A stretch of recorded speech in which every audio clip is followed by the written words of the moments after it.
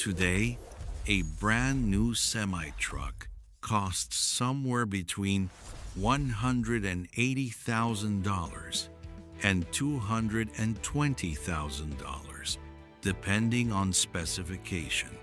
That is not a purchase. That is a mortgage. And right now, in 2026, fleet managers and owner-operators across North America are signing those mortgages and driving off the lot in equipment that is failing them before the first scheduled maintenance interval. Not in catastrophic, dramatic ways that make headlines, in quiet, insidious ways that drain accounts, kill schedules, and systematically destroy the financial foundation that working truckers spent decades building. This is not a rumor circulating in truck stop parking lots. This is documented. The consumer and fleet complaint data aggregated through 2025 and into early 2026 paints a picture of an industry that has prioritized emissions compliance, software integration, and manufacturing cost reduction to the point where fundamental mechanical reliability, the one non-negotiable promise a truck manufacturer makes to its customer, has been severely compromised. We are going to perform a forensic examination of exactly how that happened, which brands are most implicated, which technologies are failing hardest, and what the economic consequences look like for the people absorbing the damage. To understand why 2026 is a breaking point, you have to understand what the industry was doing in the 5 years leading up to it. The emissions regulatory pressure that began accelerating after the EPA's 2021 Clean Trucks Plan and intensified through the subsequent California Air Resources Board mandates forced every major truck manufacturer into an engineering sprint that had no historical precedent in the industry's timeline. The targets were aggressive, the deadlines were fixed, and the engineering challenges were genuinely difficult. Reducing nitrogen oxide emissions by 90% from 2021 baseline levels, while simultaneously maintaining or improving fuel economy in a Class 8 powertrain producing upward of 500 horsepower, requires solutions that push every subsystem to its operational limit. Selective catalytic reduction systems became more complex. Diesel particulate filter regeneration cycles became more frequent and more temperature sensitive. Exhaust gas recirculation rates increased to levels that introduced thermal stress into combustion chamber components that previous generations of engine architecture never had to manage. The manufacturers delivered on the emissions numbers. The regulatory checkboxes were ticked. What the compliance sprint produced underneath those clean tailpipe readings was a generation of powertrains operating with significantly reduced engineering margin. Previous truck engines were built with what engineers call headroom thermal capacity, component strength ratings, and material specifications that exceeded the expected operating demands by a comfortable buffer. That buffer is what gives a truck the ability to absorb the variability of real-world operation. An overloaded trailer on a summer mountain grade, a cooling system running slightly below optimal efficiency because the cab air conditioning is pulling hard, a fuel injector operating at the outer edge of its calibration tolerance. Headroom is invisible when everything is working correctly. It only reveals itself when conditions get difficult. And the evidence accumulating through fleet data in 2025 and 2026 suggests that the headroom in the current generation of emissions-compliant engines is dangerously thin. The after-treatment system failures are the most documented and most economically damaging category of complaint in the current data. The diesel exhaust fluid injection systems, the SCR catalyst beds, the diesel oxidation catalysts, and the diesel particulate filters that collectively manage the emissions output of a modern Class 8 engine represent approximately $15,000 to $22,000 worth of components that are experiencing failure rates that the manufacturer's own warranty data did not predict accurately. A clogged or failing diesel particulate filter does not just trigger a warning light. Depending on the truck's software architecture, it initiates a progressive derate sequence that reduces available engine power in steps first to 60%, then to 40%, and in some configurations, ultimately to a limp home mode that limits vehicle speed to 5 miles per hour. A truck in active derate on a deadline-sensitive freight run is not a truck. It is an anchor. And the fleet operators absorbing these events are not just losing the repair cost, they are losing the load revenue, absorbing the penalty fees from shippers for missed delivery windows, and paying for driver time while the truck sits at a dealership waiting for a technician who has the specific diagnostic software required to clear the system and authorize a component replacement. The technician shortage amplifies every one of these failure events into something dramatically worse than the mechanical fault alone would justify. The average dealership service department in 2026 is operating with a technician capacity that has not scaled proportionally with the complexity of the equipment it is servicing. A fault code on a 2019 truck might have required a technician to test a sensor, confirm a reading, and replace a component in 2 hours.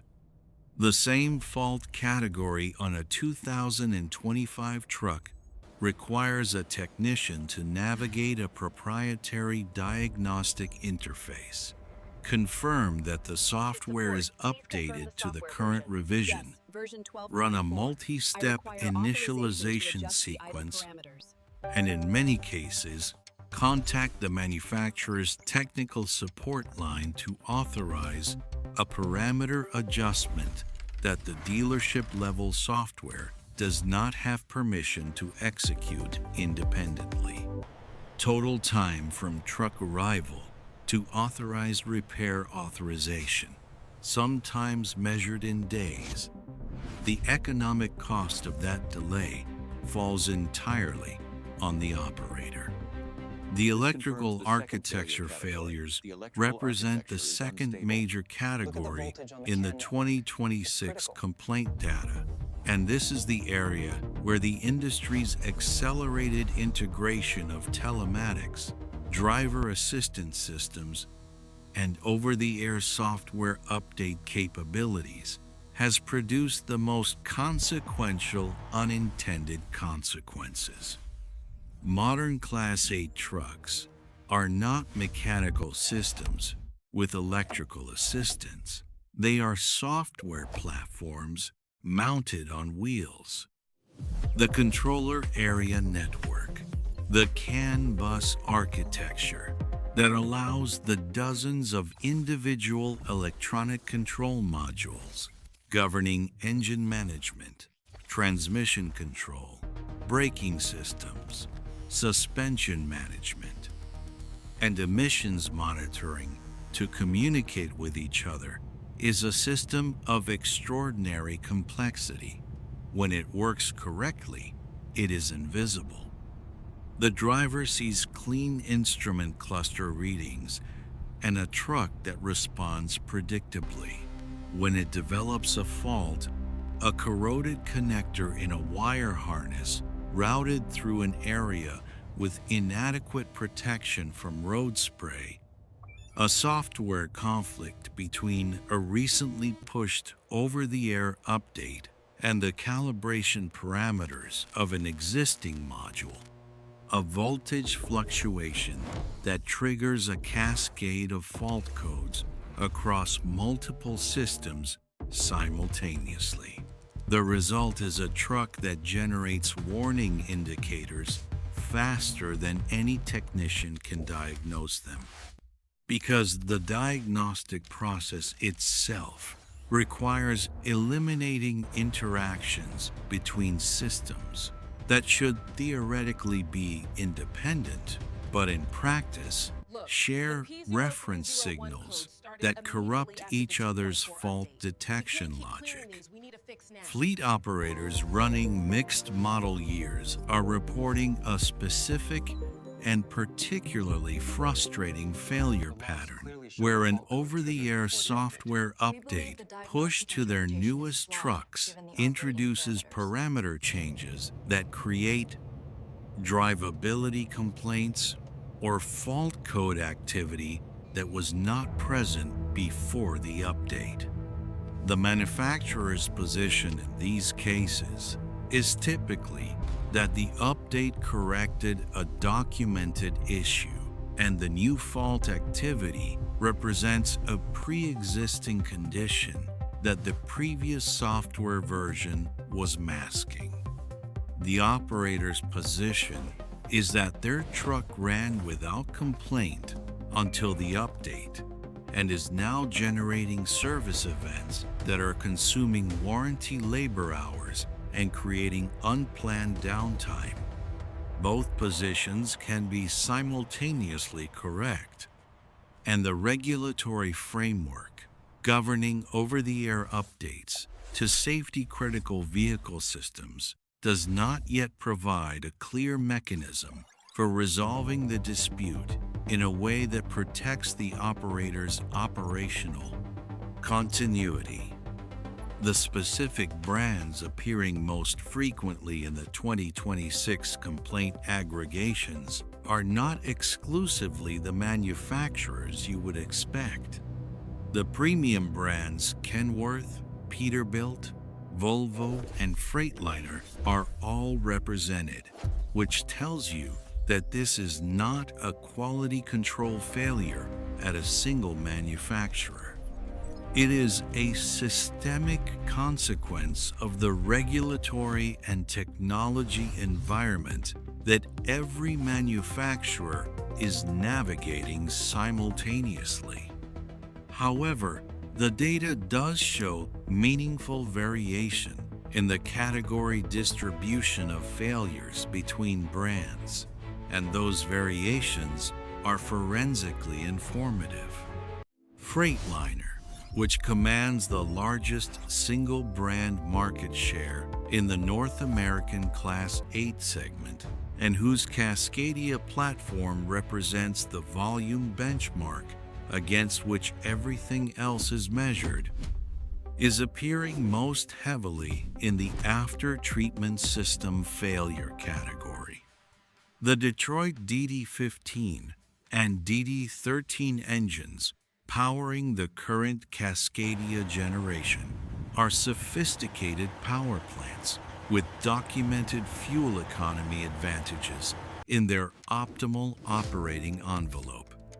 They are also operating with after-treatment systems that, at high annual mileage in variable ambient temperature conditions are demonstrating DPF clogging intervals shorter than the design specification predicted.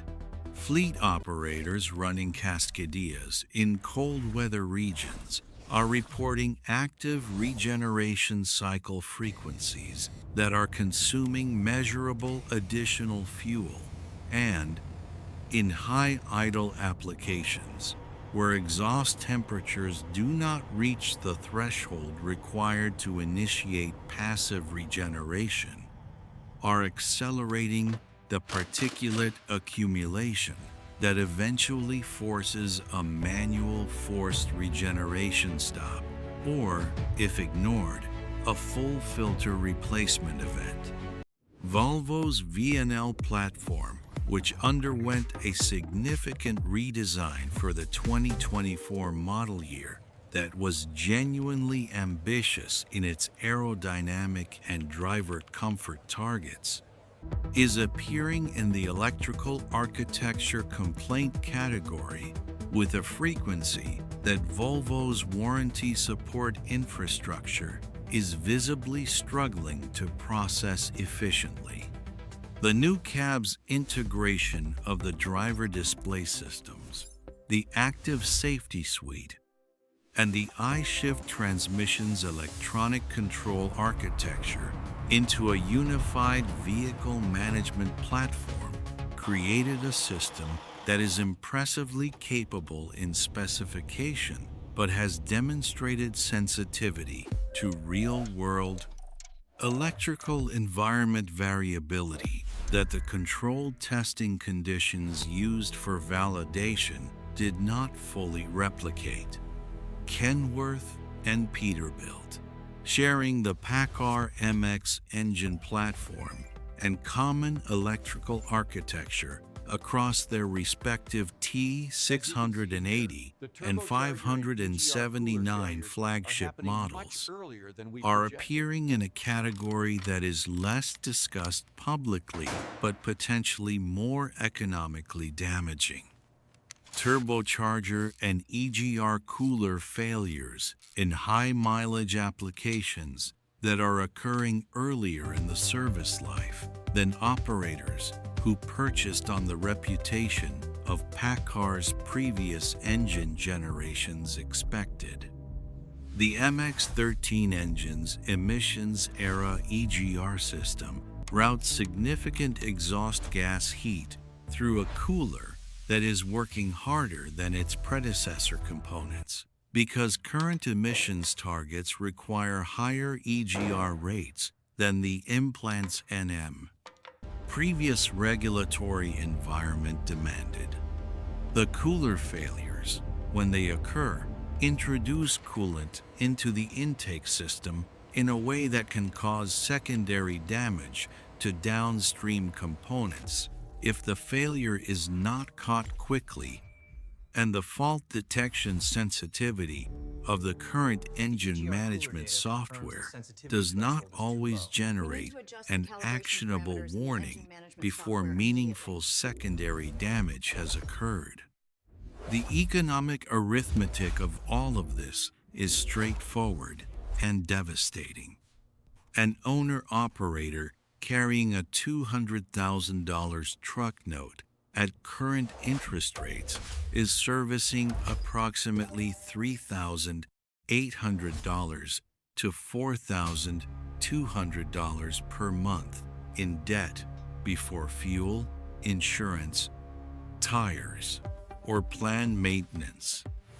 A single unplanned downtime event of 5 days, not unusual given current dealership service capacity constraints, might represent $12,000 to $15,000 in lost revenue on a freight lane, generating $2,500 to $3,000 per operating day.